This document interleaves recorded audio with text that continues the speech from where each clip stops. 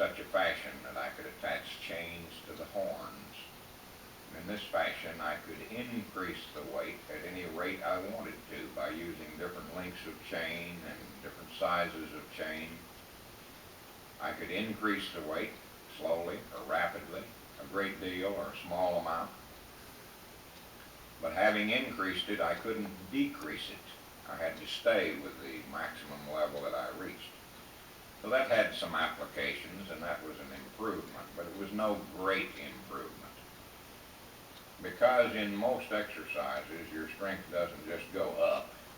It may go down and then go up, or it may go up and then go back down. Well, over the years, I tried a lot of things. In 1958, I built a machine without really understanding it. Having finished it, I had what I considered to be a better idea.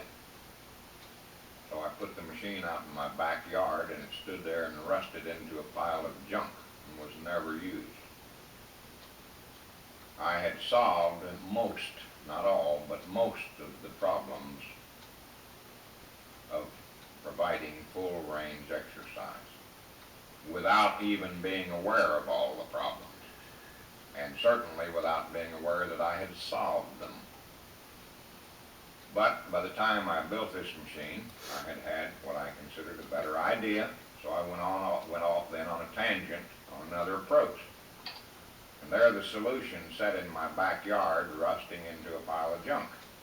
It was never used. Later, when the evidence would point back to where I had been, my tendency was to say, oh no, that's wrong. I tried that, and it doesn't work. Well, I hadn't tried it. I built it, but I hadn't tried it. 10 years later, in 1968, I was living in Africa. I had built an exercise machine, maybe the 200th one at that point.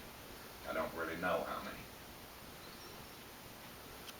In an attempt to solve these problems, was using it. In the middle of the night, about 2:15, I suddenly had an idea. So I called one of my associates at that time in the morning. On the phone, I took a pencil and a piece of paper. I had him get a pencil and a piece of paper.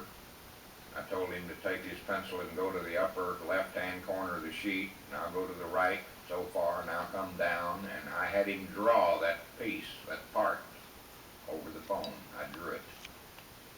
It took me about 30 minutes to describe it to him. I said, now build it and have it here at 8 o'clock in the morning. And he did. And we put it on the machine, and it didn't work.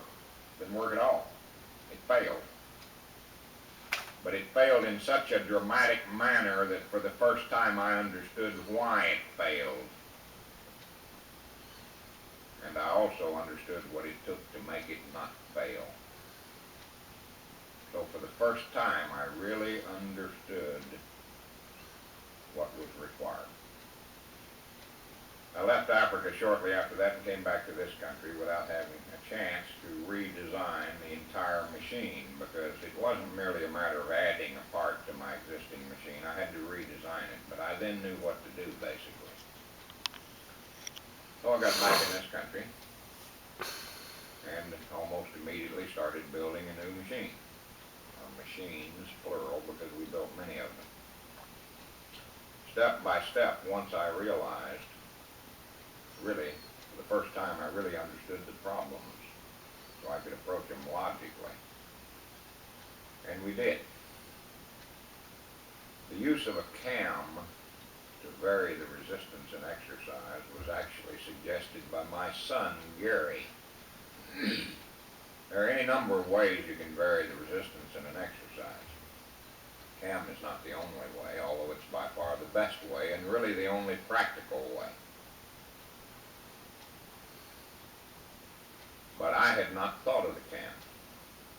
I was discussing a number of other ways and making sketches, and I drew a gearbox as viewed from the side. But I didn't tell my son it was a gearbox.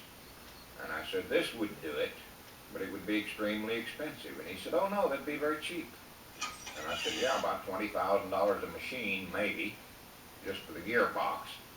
Oh, no, no, no, we could build them for a few dollars. Well, he's talking about a cam, but I was thinking about a gearbox. Eventually he told me. And as soon as he said it, of course, I realized he was right. So I sat up that night designing the first cam.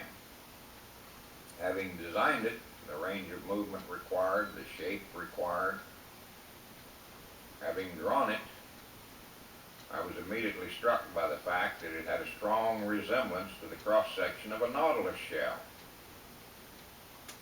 And it does. So the name was more or less unavoidable.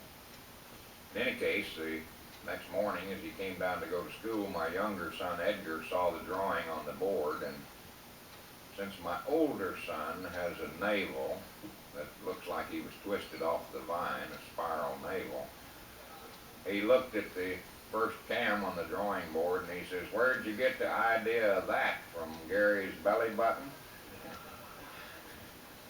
I couldn't very well call it Gary's Belly Button Sports Medical Industries or my son's Naval Sports Medical Industries, thus the name Nautilus.